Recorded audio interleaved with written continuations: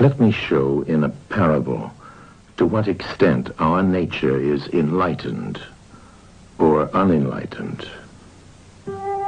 Envision human figures living in an underground cave with a long entrance across the whole width of the cave. Here they have been from their childhood and have their legs and necks chained so that they cannot move and can only see before them, being prevented by the chains from turning their heads around. Above and behind them, a fire is blazing at a distance. They see only their own shadows, which the fire throws on the opposite wall of the cave. For how could they see anything but the shadows if they were never allowed to move their heads?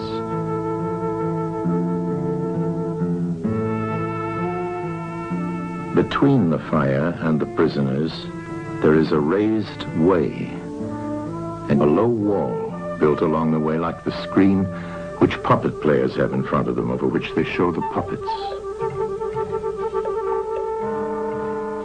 Do you see men passing along the wall, carrying all sorts of articles which they hold projected above the wall? Statues of men and animals made of wood and stone and various materials?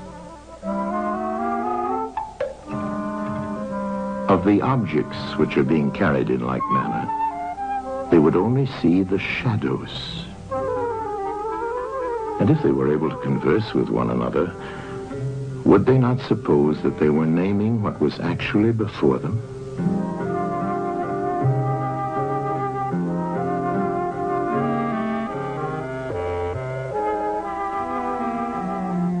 And suppose further that there was an echo which came from the wall. Would they not be sure to think when one of the passers-by spoke that the voice came from the passing shadows? To them, the truth would be literally nothing but the shadows of the images. And now look again and see what will naturally follow if one of the prisoners is released. At first, when he is liberated and compelled suddenly to stand up and turn his head round and look towards the light, all this would hurt him, and he would be much too dazzled to see distinctly those things whose shadows he had seen before. And then conceive someone saying to him that what he saw before was an illusion, but that now, when he's approaching nearer to reality and his eyes turn toward more real existence, he has a clearer vision. What will be his reply? And you may further imagine that his instructor is pointing to the objects as they pass and requiring him to name them. Will he not be perplexed? Will he not think that the shadows which he formerly saw are truer than the objects which are now shown to him? And suppose once more that he is reluctantly dragged up a steep and rugged ascent and held fast until he is forced into the presence of the sun himself. When he approaches the light, his eyes will be dazzled, and he will not be able to see anything at all of what are now called realities. He will require to grow accustomed to the sight of the upper world.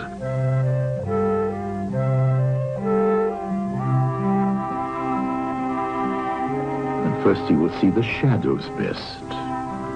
Next, the reflections of objects in the water, and then the objects themselves. Then he will gaze upon the stars and the spangled heavens and the light of the moon.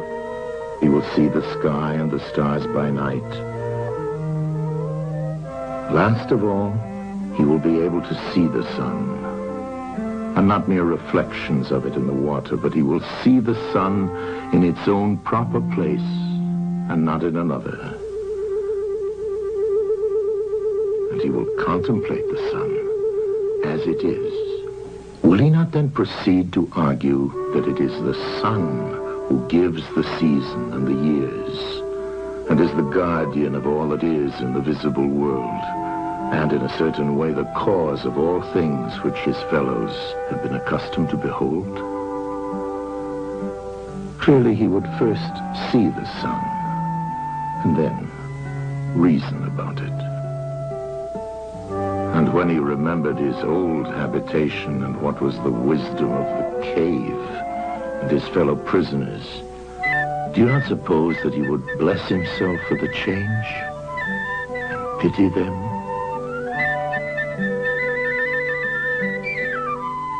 And if they were in the habit of conferring honors among themselves on those who were the quickest to observe the passing shadows, and to remark which of them went before and which followed after, and which were together and who were therefore best able to draw conclusions as to the future, do you think that he would care for such honors and glories, or envy the possessors of them? Would he not say with Homer, "Better to be the poor servant of a poor master, and to endure anything rather than think as they do and live after their manner"? Imagine once more such a one coming suddenly out of the sun to be replaced in his old situation. Would he not be certain to have his eyes full of darkness? And if there were a contest of measuring the shadows, and he had to compete with the prisoners who had never moved out of the den, while his sight was still weak, and before his eyes had become steady, wouldn't they all laugh at him and say he had spoiled his eyesight by going up there, and that it was better not to even think of ascending?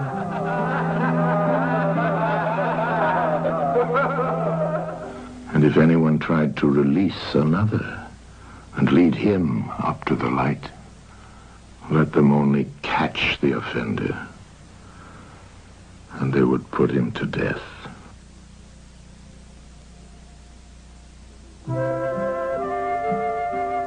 It is the task of the enlightened not only to ascend to learning and to see the good, but to be willing to descend again to those prisoners and to share their troubles and their honors, whether they are worth having or not.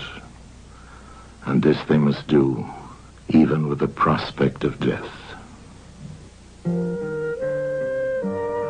They shall give of their help to one another, wherever each class is able to help the community.